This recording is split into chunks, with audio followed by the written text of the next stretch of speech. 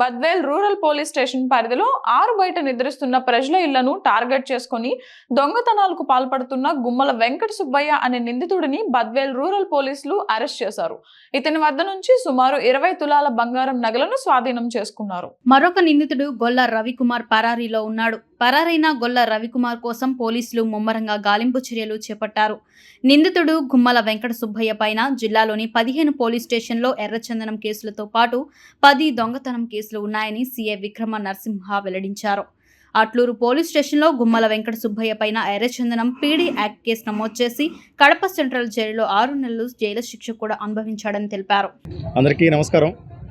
ఈ నెల 26వ తారీఖు రాత్రి బైనపల్లి విలేజ్లో వసుంధర అని చెప్పేసి వాళ్ళ ఇంట్లో దొంగతనం జరిగిందని చెప్పేసి మనకు 27వ తారీఖు ఉదయం కంప్లైంట్ రావడం జరిగింది.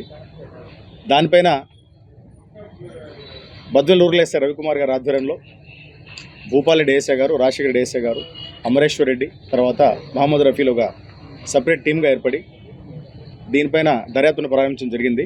అందులో భాగంగా ఫిర్యాదుదారులు ఇచ్చినటువంటి కొన్ని క్లూస్ మేరకు, అంటే ముద్దా యొక్క రూపురేఖలు ఎట్లా ఉంటాయో, వాళ్ళు ఏ విధంగా వచ్చారు, ఏ విధంగా పోయినారని చెప్పేసి వాళ్ళు ఇచ్చినటువంటి క్లూ మేరకు మా క్రైమ్ పార్టీ అంతా కూడా దాన్ని మనసు పెట్టి మరీ దాన్ని ఛేదించడం జరిగింది.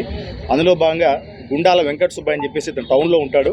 ఇతని యొక్క కదలికలపై నిఘా పెట్టడం జరిగింది.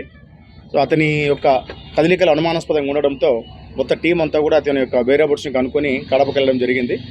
సో అతను పట్టుకొని గట్టిగా విచారించినప్పుడు ఖచ్చితంగా అతను బైనపల్లిలో దొంగతనం చేసినట్టుగా మా దగ్గర బ్రేక్ అవడం జరిగింది. ఇదంతో పాటు అదే రోజున ఇతని బైక్లో ఇంకొతను గొల్ల రవికుమార్ అని చెప్పేసి ఇతను అసోసియేట్గా కూడా వెళ్ళడం జరిగింది. ముందు రోజు ఇద్దరు రెక్కే చేసుకున్నారు. బయట నుంచి ఎవరు రాకుండా చూసుకోవడానికి గాను రవికుమార్ కాపలా కాస్తుండగా మనకు ఎవరైతే మనకు వెంకట సుబ్బయ్య ప్రథమ ముద్దాయి ఉన్నాడో ఇతను బేసిక్గా ఏదైనా హౌస్ బ్రేక్ కానీ ఇల్లు తాళాలు ఉన్నట్టు పాల్గొట్టేసి దొంగతనం చేసే అలవాటు అయితే, బట్ ఈసారి కొత్తగా ట్రెండ్ మార్చడం జరిగింది.